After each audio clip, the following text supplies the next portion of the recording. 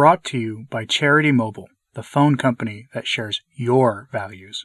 More information is available at CharityMobile.com.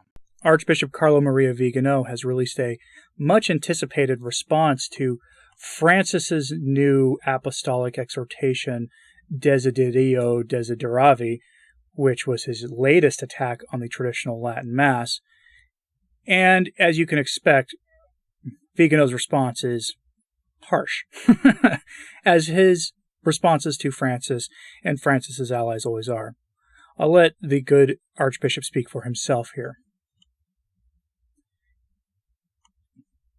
In an article titled Cancel Culture, the Eternal Gnostic Dream of Starting Over from Zero, that appeared on June 30th, 2022 in the Bulletin of Social Doctrine of the Church of the Cardinal Vantuan International Observatory, Archbishop Giampaolo Crepaldi stigmatized, with great clarity of analysis, the, quote, attitude that favors the new over the old, which makes virtue coincide with adhesion to historic novelties and sin coincide with the preservation of the past, and which consists in a systematic and ruthless damnatio memoriae of all that is opposed to modernity. The Archbishop of Trieste writes, quote, progress wants everything to change except for progress itself, which must remain. Progress must preserve progress as something incontestable and never able to be criticized, never surmountable, never erasable. The same may be said of the revolution. Revolutions change everything except for the immutable reality of the revolution, which remains absolute. Likewise, cancellation must cancel everything, but cancellation must remain an absolute principle. End quote. This denunciation highlights the return of an anti-Christian gnosis, which not coincidentally is an ally of the Enlightenment and anti-religious propaganda of the English-speaking Protestant bourgeoisie, the fruit of centuries of planned disinformation. From the Lutheran pseudo-reform onward, the unity of Catholic Europe was broken apart by the heresy of the German monk and the Anglican schism, unequivocally demonstrating how civil revolutions, which we could define as political heresies, find their ideological basis in previous doctrinal and moral errors. Archbishop Crepaldi's courageous examination limits itself, at least apparently, to cancel culture in civil society, while overlooking the no less serious one that has been pursued with tetragonal obstinacy in the very heart of Catholic Church, beginning with the Second Vatican Council. This confirms that the apostasy of Christian nations, which has systematically eliminated any trace of Christianity from the social body, necessarily had to be preceded by a similar removal of the past from the ecclesial body, to which it was necessary to accompany the imposition of the new as the ontologically better and morally superior, regardless of its basis. That is, regardless of the intentions of those who imposed it, and above all, regardless of any valuation of its consequences. St. Pius X defined modernism as the heresy that derives from this philosophical error. Whatever is new is considered an absolute good simply because it is new, and this despite the evidence of the disastrous effects that the cancellation of the past in the Church would cause, on the doctrinal, moral, liturgical, and disciplinary levels, but also on the cultural, artistic, and popular level as well, as predictably happened. The Council erected novelty and so-called progress as a norm, but it did not limit itself to this. Its architects had to cancel the past because a simple comparison between Novus and Vetus repudiates any idea that the new is good and the old is to be condemned, due to the results of each. The liturgical reform itself was planned disinformation, first of all because it was imposed on the basis of a specious lie, that is, that the faithful did not understand the celebration of the rites in Latin, and secondly because of the fact that the lex orandi became the expression of a lex credendi that was deliberately unmoored from Catholic orthodoxy, and indeed actively negated it. The principal instrument of the progressivist propaganda and of cancel culture that was applied in the ecclesial sphere was the Reformed liturgy, the Novus Ordo, just as was done by the Lutheran pseudo-reform, which progressively eliminated from the Christian people the inheritance of faith, traditions, and daily gestures, which centuries of lived Catholicism had impregnated into the life of the faithful and of nations. This phenomenon is inevitable wherever what is new must be accepted uncritically, and where what is ancient dismissed as if being old, must be forgotten so that it does not hang over the present as a severe warning, and it is not a coincidence if Orwell's novel 1984 foretold the censorship of information ex post, after the fact, making corrections to past news according to its changing utility in the present. On the other hand, the simple presence of a term of comparison in itself reveals a difference that stimulates thoughtful judgment, questions the dogma of progress, and reveals treasures of the past that today no one would be capable of replicating, precisely because they were the result of a world that the present rejects a priori.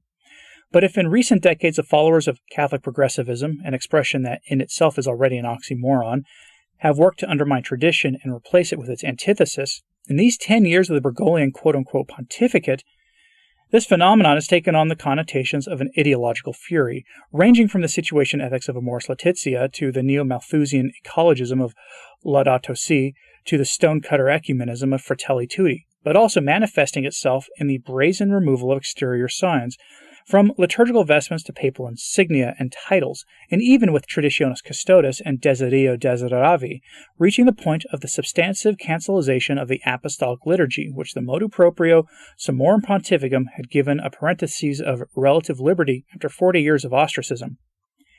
And it is cancel culture in all respects, in terms of the method of realization, the purpose it intends, the ideology that underlies it, and the common denominator that unites those who promote it. A subversive operation, certainly, because it uses the authority of the Church for the purpose of destroying the Church, subverting her proper end, just as the authority of the state is usurped against the interest of the nation and the common good of its citizens. Quote, sometimes bringing some of Grandma's lace is okay, but only sometimes. It's in order to pay homage to Grandma, no? Bergoglio said while speaking to a group of priests in June, and he did so with the same irreverent superficiality that someone who is ignorant would show before a great work of art or literary masterpiece, or rather just like someone who knows its value well, but having only trash and junk to offer as an alternative, can only resort to discrediting and derision, liquidating the inestimable treasures of doctrine and spirituality of the apostolic liturgy with simplifications from social media. Grandmother's lace, betrays his awareness that he has no arguments and explains the reason for so much intolerance towards something that a person with good faith would be driven to preserve, guard, and understand. Those who still persist in individually refuting Jorge Mario Bergoglio's acts of magisterium and governance are refusing to take note of a terrible and painful reality, which significantly finds its counterpart in the Western world. A world which, as has always been the case, takes its example from the Church, in the past drawing inspiration from its goodness and today following it in evil, and thus it is useless to refute this or that document or declaration, being scandalized by what it may represent with respect to Catholic tradition. This phenomenon, an expression of Gnostic and revolutionary thought, is ontologically the enemy of reason, even before it is the enemy of faith. And those who denounce the incalculable damages of this criminal operation of removal and condemnation of the past, even by simply demonstrating the disastrous state into which parishes and religious communities have fallen, do not seem to realize that it is precisely these damages that were knowingly pursued. In reality, not wanting to consider the relationship between cause and effect as a consequence of the rejection of the entire Western system of logic and philosophy that is essentially Aristotelian and Thomistic, because a deviant thought can only be accepted in blind irrationality and servile obedience. Even in hindsight, the architects of the revolution have a very lucid and logical plan, which, however, they cannot declare openly since it is subversive and criminal. The embedded church and embedded state move in parallel and in sync because what moves them both is hatred for Jesus Christ. The anti-Christic matrix resides in deception, which is the mark of the liar, a deception that began with making Adam and Eve believe that their disobedience would make them similar to God, when in reality they had been created in the image and likeness of God, precisely and freely conforming to the divine cosmos, impressed by the Creator in creatures and in creation. We find the same deception in making us believe that man can deny God and rebel against his holy law without consequences, when Satan, first of all, sinning through pride, has condemned himself for eternity. The myth of liberty, which is license and libertinism, are counterfeits, is a lie. The secular state, which denies the lordship of Christ the King in society, is a lie. Ecumenism, which places the truth of God on the same level as error in the name of a peace and a fraternity that cannot exist outside the one Church of Christ, the Holy Catholic Church, is a lie.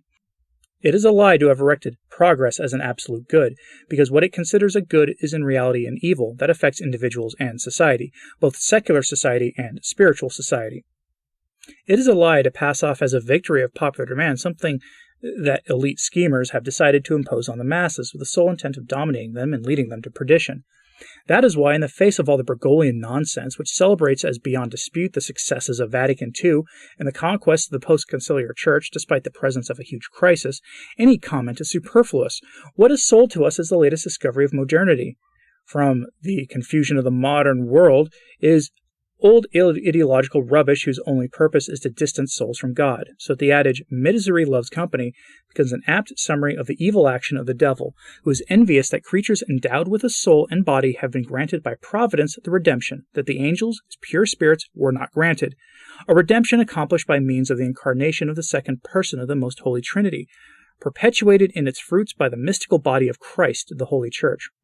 Bergoglio accuses people of Gnosticism and Pelagianism if they cannot accept the idea of a Gnostic and Pelagian pope, for whom the good does not consist in conforming oneself to the model of perfection intended for us by God the Creator and Redeemer, but rather in doing whatever each one of us believes is good. But this is, after all, nothing other than the sin of Lucifer, setting up his non serviam as moral rule. Archbishop Crepaldi did well to point out the antichristic matrix of cancel culture, but this analysis, which is valid and true, regarding what is happening in the civil world must also be courageously extended to the Catholic world, in which the same antichristic matrix has existed uncontested ever since the Second Vatican Council made an idol out of the new and transient, denying 2,000 years of tradition found on the Word of God and on the teaching of the apostles and Roman pontiffs. The ideological fury of Bergoglio is simply the logical consequence of these premises, and the fact that a massage therapist can design the James Martin-friendly logo for the 2025 Jubilee is merely the latest dismal confirmation of an ongoing metastasis. I urge my brothers in the episcopate, the priests and all the faithful, to understand the fundamental aspect of the present apostasy, because we will not be able to do any good to convert civil society and restore the royal crown to Christ as long as that crown has been usurped by his enemies within the very heart of the Church. Signed, Archbishop Carlo Maria Vigano, on the 7th of July, 2022. That letter is a banger, and it practically sings. It's hard not to fly through that letter. I have it posted. I did have to, you probably could tell, sort of swap out a few things he said here because our hosts will not approve of it. But I have it posted, the text of it posted on my sources site at returntotradition.org in English, and that's because the original website that I pulled it from is an Italian website that posted it in Italian. So if you want to read it for yourself, I'll have a link to the original also, so you can see that I didn't change anything from his post and make sure that Marco Tossati gets the due credit for it. If you want to see it for yourself, it's posted at returntotradition.org. That's the name of this website with a .org at the end. Just look for today's post for the 8th of July with the title of this podcast episode, and you'll find it there. Let me know what you thought of this in the comments, please. Like and subscribe if you haven't. It does help. And thanks to the patrons of this channel for helping make it so I can drop what I'm doing when something like this happens and bring it to you ASAP. And look for something else from Vigano, from me, next week. And as always, pray for the Church. I'm Anthony Stine. Ave Maria.